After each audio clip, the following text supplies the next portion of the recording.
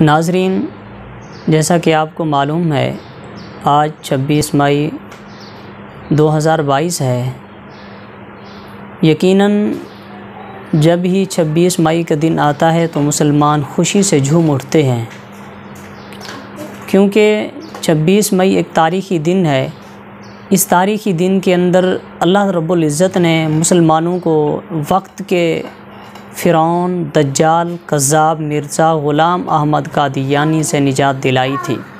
یقیناً یہ دن قادیانیوں کے لیے ایک عبرتناک بھی ہے۔ اگر قادیانی راہ راست پہ آنا چاہیں تو اس دن کے اندر مرزا غلام احمد قادیانی کی جو بھیانک موت واقع ہوئی، اسی موت سے قادیانی عبرت حاصل کر سکتے ہیں۔ آئیے چلتے ہیں مرزا قادیانی کی موت کس طرح واقع ہوئی۔ مرزا قادیانی دیکھیں ایک گستاخ تھا، اور جو بھی گستاخ انبیاء ہو، گستاخ رسول ہو، گستاخ صحابہ ہو، مرزا قادیانی نے صرف ایک ہی گستاخی نہیں بلکہ مرزا قادیانی نے تو اللہ تبارک و تعالیٰ کی ذات کو ہی نہیں چھوڑا۔ اللہ تبارک و تعالیٰ جو ہمارے مشکل کشا حاجت روا ہیں، جو ہمارے خالق اور مالک ہیں، مرزا قادیانی نے کہا کہ سچا خدا وہی ہے جس نے قادیان کے اندر اپنا سچا رسول بھیجا۔ اب مرزا قادیانی کی ان باتوں سے خود ہی آپ اندازہ لگا لیں کہ مرزا قادیانی کتنا بڑا کذاب تھا۔ صرف یہاں پر اکتفا نہیں کیا بلکہ مرزا قادیانی نے اپنی کتابوں کے اندر، اور مرزا قادیانی نے بہت سی کتابیں لکھی، تقریباً 83 کے قریبی کتابیں لکھی، مختلف دعوے کرنا شروع کر دیے۔ مہدی ہونے کا دعویٰ کیا، مجدد ہونے کا دعویٰ کیا، مسیح موعود ہونے کا دعویٰ کیا۔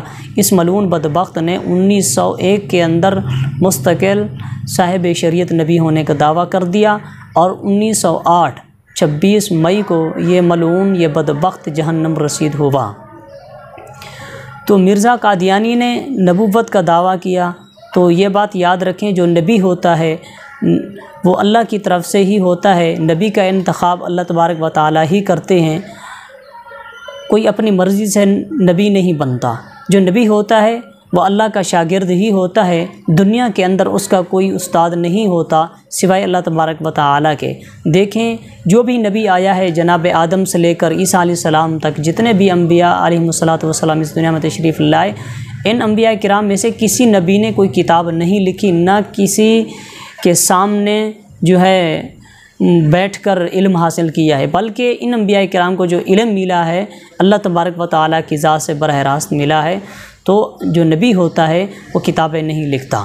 مرزا قادیانی نے بہت سی کتابیں لکھی۔ اس سے بھی قادیانی جو ہے غور و فکر کر کے یہ سمجھ سکتے ہیں کہ مرزا قادیانی جو ہے وہ نبی نہیں تھا، نہ کوئی راہبر تھا، اور جو نبوت کا دعویٰ کرے، کذاب ہو، دجال ہو، اس کو اپنا رہبر مانے، اس کو اپنا رہنما مانے، تو یقیناً جو نبوت کا دعویٰ کرنے والا ہے، جیسا کہ وہ اسلام سے خارج ہے، اس کا اسلام کے ساتھ، مسلمانوں کے ساتھ، امت مسلمہ کے ساتھ کوئی تعلق نہیں، اسی طرح ان کے ماننے والوں کا بھی اسلام اور پیغمبر اسلام کے ساتھ، امت مسلمہ کے ساتھ کوئی تعلق نہیں۔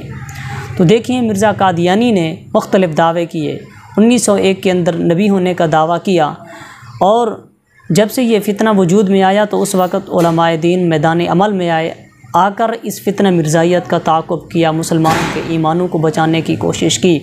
مرزا قادیانی ان کے ساتھ مباہلے کرتا، مقابلے کرتا، چیلنج کرتا۔ وقت کے علماء کرام نے مرزا قادیانی کے مقابلوں کو اور چیلنج کو قبول کیا، لیکن جتنے بھی مرزا قادیانی نے جو چیلنج کیے، کسی بھی چیلنج کے اندر مرزا قادیانی کو یہ جرت نہیں ہوئی کہ وہ کسی عالم دین کے سامنے بات کر سکے۔ ان علماء کرام میں سے، بزرگان دین میں سے حضرت مولانا ثناء اللہ امرتسری، حضرت مولانا رشید احمد گنگوہی، حضرت مولانا اشرف علی تھانوی، حضرت مولانا شبیر احمد عثمانی، حضرت مولانا پیر مہر علی شاہ، سید پیر جماعت علی شاہ، یہ بزرگان دین ہیں رحمہم اللہ تعالی۔ انہوں نے ڈٹ کر فتنہ قادیانیت کا مقابلہ کیا اور امت مسلمہ کے ایمان کو بچانے کی کوشش کی۔ تو ان بزرگوں میں سے ایک بزرگ حضرت مولانا ثناء اللہ امرتسری رحمہ اللہ تعالی، اس کا قادیانی کے ساتھ تقابل چلتا رہا۔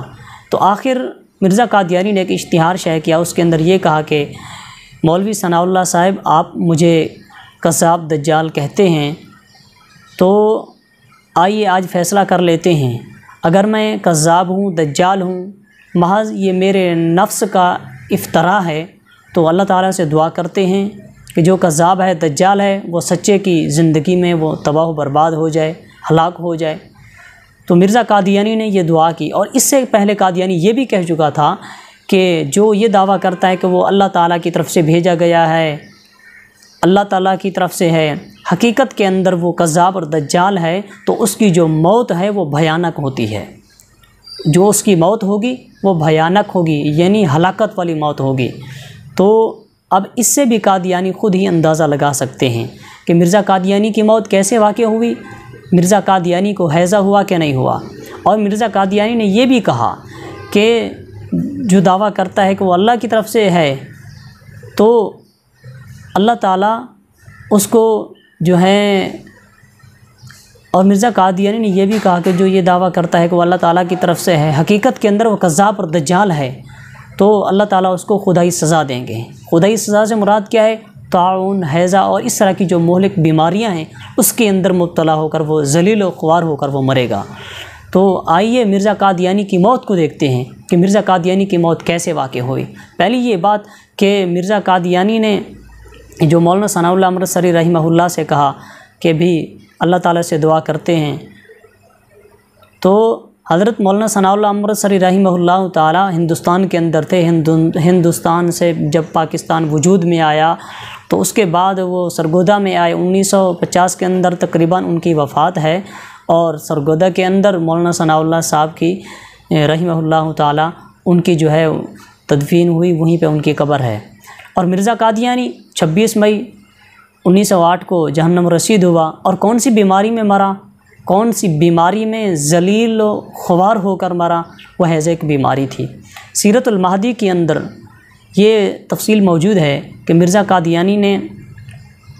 قادیانی کو 25 مئی جو ہے اس کو پیچس لگنا شروع ہوئے، جس کی وجہ سے اس کی طبیعت خراب ہو گئی، بگڑ گئی۔ خیر یہ لیٹرین میں ایک مرتبہ گیا، پھر دوسری مرتبہ گیا، ضعف کی وجہ سے نہ جا سکا۔ تو مرزا قادیانی کی گھر والی نے اس کے قریب ہی، چارپائی کے بالکل قریب ایک جو ہے لیٹرین کا انتظام کر دیا، وہیں پہ مرزا قادیانی پیشاب پخانہ نجاست وغیرہ کرتا تھا۔